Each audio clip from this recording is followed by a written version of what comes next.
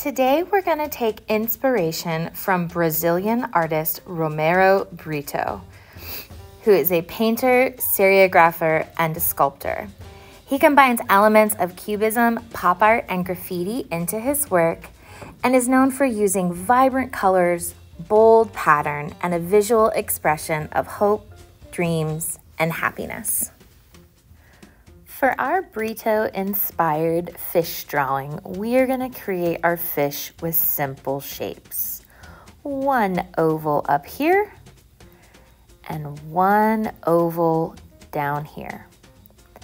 Now we're going to add two diagonal lines, one pointing up, one pointing down, and a C curve to connect them.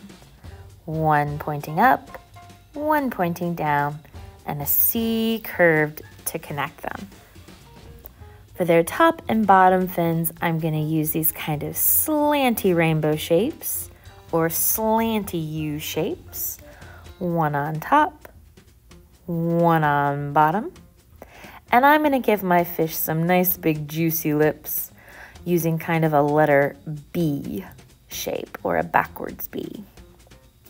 Adding a little C to kind of separate his face from his body and giving my fish a nice big googly eye.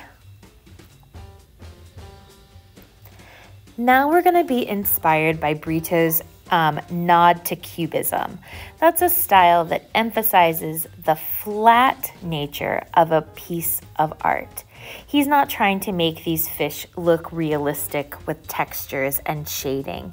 He's using simple shapes and bold lines. A lot of Cubist artists would use these kinds of abstract lines to divide up or chop up their subjects into pieces.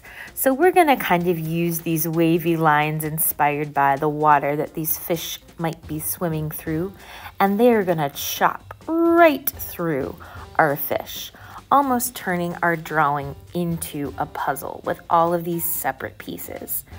Now we're going to notice those separate pieces as we begin to color. You are going to add one color or one pattern into each puzzle piece.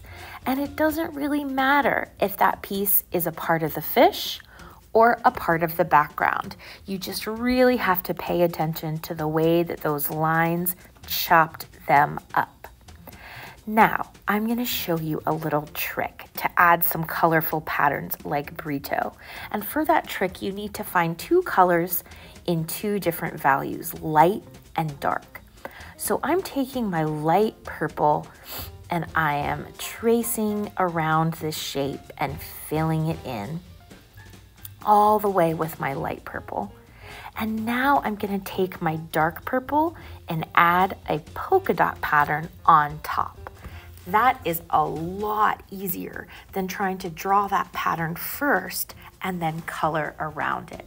The only problem with this trick is you have to think about what colors you're using, what colors are going to work well together. It's always good to find a light color first to put on the bottom and then adding your pattern on top with a dark color.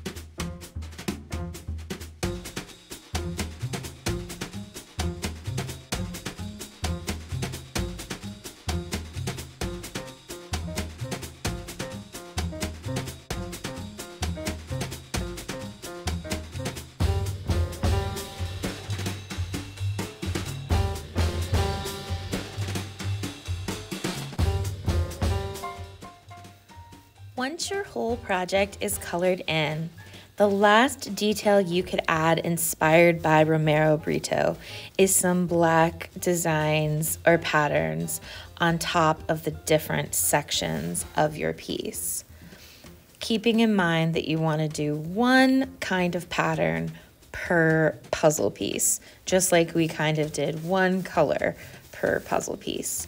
You can use thick lines, thin lines, twisty lines, straight lines, any kind of lines that you want, and you can even leave some of your pieces empty.